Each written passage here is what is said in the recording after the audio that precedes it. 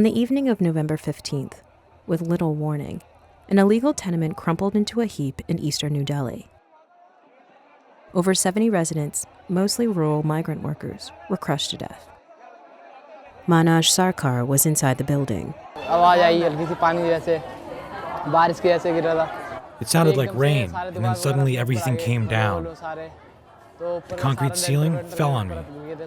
And then 2 men came in and rescued me, and they took me to the hospital. Sarkar, who lost his 10-year-old brother in the collapse, says his family was attracted to the building by the cheap rents. Survivors say as many as 400 people were crowded into the ramshackle building. They believe the shoddy construction was weakened by additional floors and flooding in the basement. The builder should be held responsible because there was water in the basement.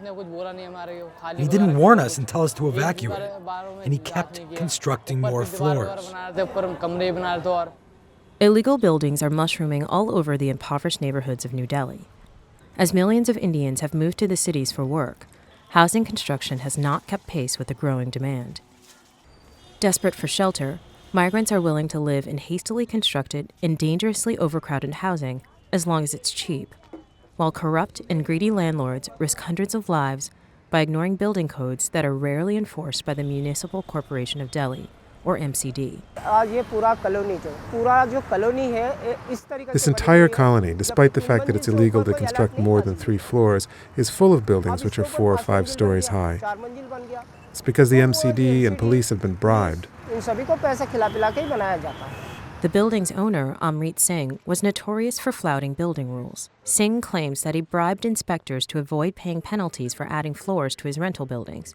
He was recently arrested on homicide charges related to the building collapse. Ironically, it is a tenant in one of Singh's buildings who has come to his defense. We never thought this would happen, so we still consider the builder a good person. The building suddenly collapsed. He didn't do this intentionally, so I don't think it's his fault. Narayan Sharma, a carpenter from Bihar, says poor people are grateful to landlords like Singh.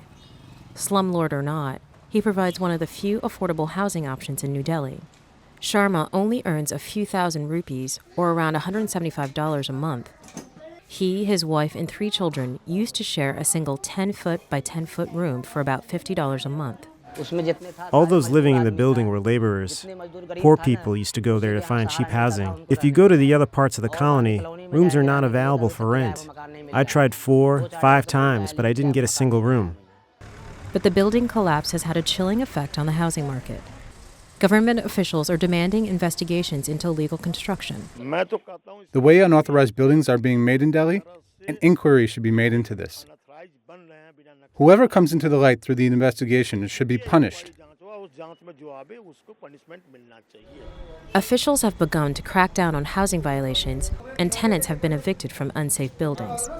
But it's made matters worse. With nowhere else to go, many of the poor have been forced into community shelters or onto the streets. I don't have anything to say. I'm a simple laborer. I don't know what the government and the owner will do for us. They told us to evacuate, so we evacuated. And now we're homeless.